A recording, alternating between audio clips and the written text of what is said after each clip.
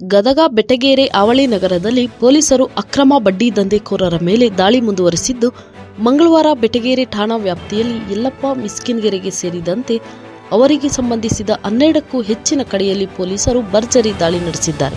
ದಾಳಿಯಲ್ಲಿ ಅಕ್ರಮ ಬಡ್ಡಿ ದಂಧೆಕೋರರ ಮನೆಯಲ್ಲಿ ಕಂತೆ ಹಣ ಪತ್ತೆಯಾಗಿದ್ದು, ಸುಮಾರು 1,50,00,000 ಹಣ, ಚಿನ್ನ, ಖಾಲಿಬಾಂಡ್, ಚೆಕ್ಗಳು ಪತ್ತೆಯಾಗಿದೆ.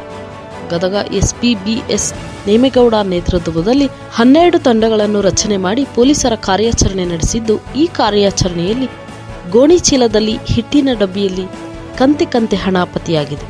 ಜೊತೆಗೆ ಖಾಲಿ ಚೆಕ್ ಮತ್ತು ಬಾಂಡ್ಗಳು ವಶಕ್ಕೆ ಪಡೆದಿದ್ದಾರೆ.